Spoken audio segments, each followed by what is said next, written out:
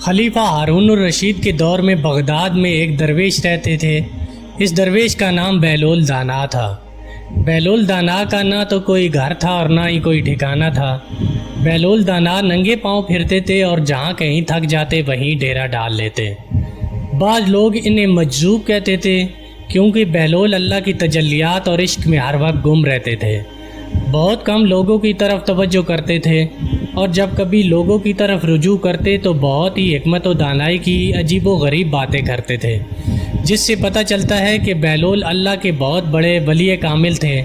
بہلول رحمۃ اللہ علیہ کا اصل نام وہب بن عمر تھا۔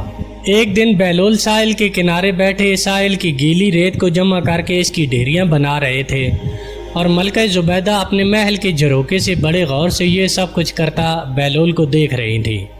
وہ مٹی کی ڈھیری بناتے اور پھر اپنے ہاتھ سے اس کو توڑ دیتے تھے۔ ملکہ اپنے جھروکے سے اتر کر اپنی سہیلیوں کے ساتھ دریا کے کنارے آ گئی اور بہلول سے پوچھا کہ بہلول کیا کر رہے ہو؟ بہلول نے ادائے بے نیازی سے کہا کہ جنت کے محل بنا رہا ہو۔ ملکہ نے کہا کہ اگر کوئی تم سے یہ محل خریدنا چاہے تو کیا تم یہ فروخت کرو گے؟ بہلول نے کہا ہاں کیوں نہیں، میں بناتا بھی ہوں اور فروخت بھی کرتا ہوں۔ ملکہ نے کہا تو بتاؤ ایک محل کی قیمت کیا ہے؟ تو بہلول نے بے ساختہ کہا کہ 3 درہم۔ ملکہ زبیدہ نے اسی وقت اپنی کنیزوں کو حکم دیا کہ بہلول کو 3 درہم ادا کیے جائیں، تو بہلول کو 3 درہم ادا کر دیے گئے۔ یہ تمام واقعہ ملکہ نے اپنے شوہر خلیفہ ہارون الرشید کو بتایا تو خلیفہ نے اس واقعے کو مذاق میں ٹال دیا۔ رات کو جب خلیفہ ہارون الرشید سوئے تو خواب میں انہوں نے جنت کے مناظر دیکھے، آبشاریں اور پھل پھول وغیرہ کے باغات دیکھنے کے علاوہ بڑے اونچے اونچے خوبصورت محلات بھی دیکھے۔ ایک سرخ یاقوت سے بنے ہوئے محل پر انہوں نے اپنی بیگم زبیدہ کا نام دیکھا۔ ہارون الرشید نے سوچا کہ میں دیکھوں تو صحیح کیونکہ یہ میری بیوی کا گھر ہے۔ جیسے ہی وہ محل میں داخل ہونے کے لیے دروازے پر پہنچے تو دربان نے انہیں روک دیا۔ ہارون الرشید نے اس دربان سے کہا اس پر تو میری بیوی کا نام لکھا ہوا ہے، اس لیے مجھے تو اندر جانے دو۔ دربان نے کہا کہ نہیں، یہاں کا دستور الگ ہے، جس کا نام ہوتا ہے صرف اسی کو محل کے اندر جانے کی اجازت ہوتی ہے، لہٰذا آپ کو داخل ہونے کی اجازت نہیں ہے۔ جب دربان نے ہارون الرشید کو پیچھے ہٹایا تو ان کی آنکھ کھل گئی۔ بیدار ہونے پر فوراً خیال آیا کہ مجھے تو لگتا ہے کہ بہلول کی دعا زبیدہ کے حق میں اللہ رب العزت کے ہاں قبول ہو گئی ہے۔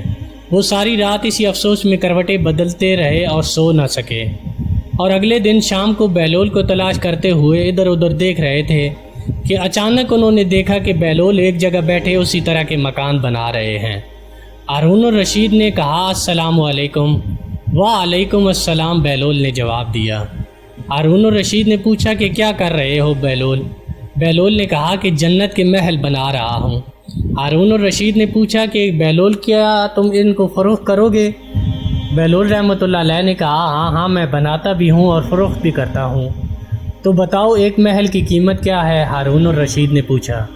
بہلول نے بے ساختہ کہا تیری پوری سلطنت۔ ہارون الرشید نے کہا کہ اتنی قیمت تو میں نہیں دے سکتا، کل تو آپ 3 درہم کے بدلے دے رہے تھے اور آج پوری سلطنت مانگ رہے ہو۔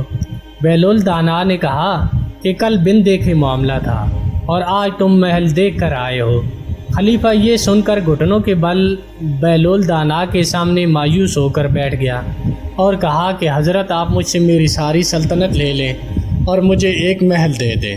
جب بہلول دانا نے خلیفہ کی عاجزی دیکھی تو کہا کہ میں تمہاری سلطنت کا کیا کروں گا؟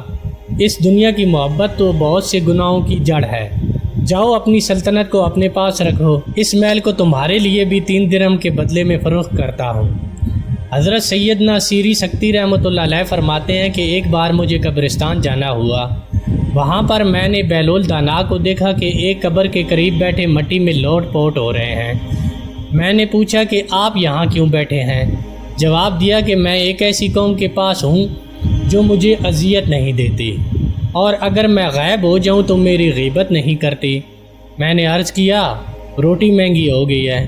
فرمانے لگے اللہ رب العزت کی قسم مجھے کوئی پرواہ نہیں، اگرچہ کہ ایک دانہ 1 دینار کا ملے، ہم پر اس کی عبادت فرض ہے جیسا کہ ہمیں حکم دیا گیا ہے، اور ہمارا رزق اس کے ذمہ کرم پر ہے جیسا کہ اس نے ہم سے وعدہ کر رکھا ہے۔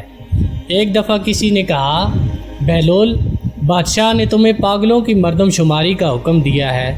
فرمایا اس کے لیے تو ایک دفتر درکار ہوگا۔ ہاں اگر دانا گننے کا حکم ہوتا تو انگلیوں پر گنے جا سکتے تھے۔ ایک دن بہلول بازار میں بیٹھے ہوئے تھے۔ کسی شخص نے پوچھا کہ بہلول کیا کر رہے ہو؟ تو بہلول نے کہا بندوں کی اللہ سے صلح کروا رہا ہوں۔ اس شخص نے کہا کہ پھر کیا بنا؟ بہلول نے کہا اللہ تو مان رہا ہے لیکن بندے نہیں مان رہے۔ کچھ عرصہ بعد اسی شخص کے قبرستان کے پاس سے گزر ہوا تو دیکھا کہ بہلول قبرستان میں بیٹھے ہیں۔ قریب جا کے پوچھا کہ بہلول کیا کر رہے ہو؟ بہلول نے کہا کہ بندوں کی اللہ سے صلح کروا رہا ہوں۔ اس شخص نے کہا کہ پھر کیا بنا؟ بہلول نے کہا بندے تو مان رہے ہیں مگر آج اللہ نہیں مان رہا۔ ایک مشہور واقعہ ہے کہ ایک شخص نے بہلول سے کہا کہ بہلول دانا میرے پاس کچھ رقم ہے، مجھے مشورہ دو کہ میں کیا خریدوں کہ اس سے نفع حاصل کر سکوں۔ بہلول نے اس شخص کو جواب دیا کہ روئی اور لوہا خرید لو۔ وہ شخص روئی اور لوہا خرید لیتا ہے۔